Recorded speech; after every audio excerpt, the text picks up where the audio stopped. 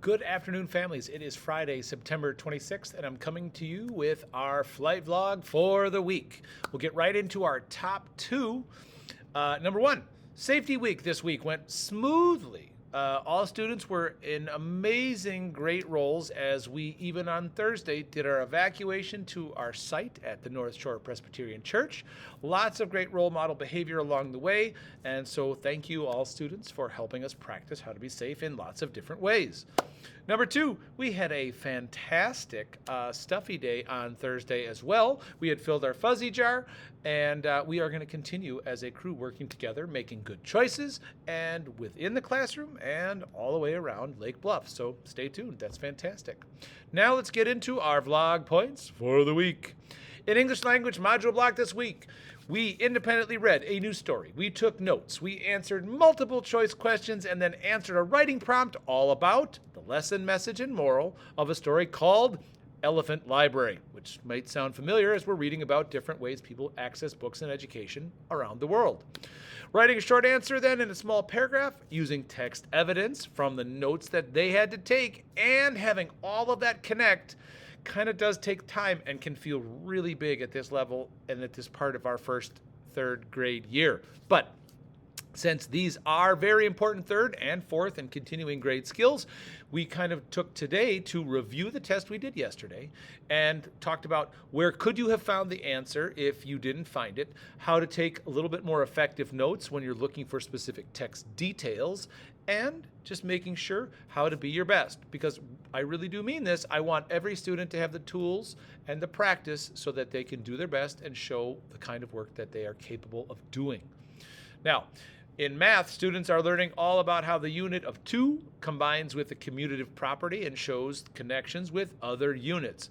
Ugh, that sounds like a lot. Students learn that they can rotate an array, which is a group of things, and represent multiplication scenarios using the same 2 different factors in a different order. Yet, no matter which way you multiply 2 times 4 or 4 times 2, the product will stay the same. Now, students are also trying to use arrays to solve problems this way and use the terms rotate and commutative property and multiplication to describe their thinking, which is a pretty complex thing to do, but it makes mathematicians even smarter. In SEL this week, we created and practiced talking about a detailed plan on something they want to improve. We wrote something like that down and something that we want, like a step on how we want to get better at something. We learned that neural pathways in the brain are how we learn to do something, and that the more we practice a skill, the better that network signals between your brain fire to make that stronger. In social studies with Miss Miller, we use digital resources for Pebble Go and QR codes and our Chromebooks to navigate again to some articles, but this time about the 4 different types of maps, which are topographic, political, physical, and road maps. Of course, students took independent notes on their specific part of maps and then got together with the rest of our group and shared them out so they could all work collaboratively at the same time.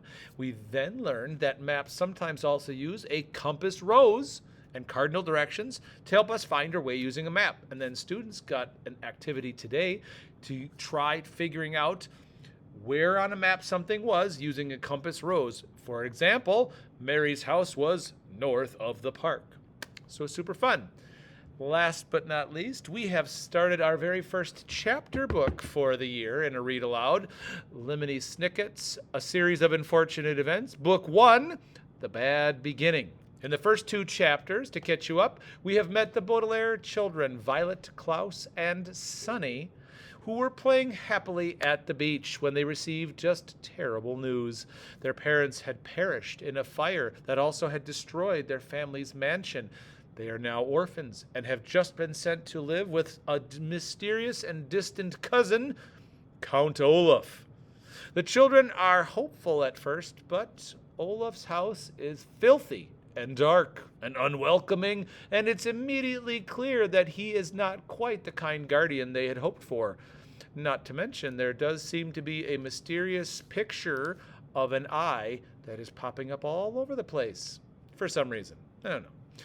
Other than that, stay tuned and you'll learn more about it, but I hope you have a fantastic weekend. It's gorgeous. Get outside if you can. Stay happy and healthy, and I will see you next week. Bye.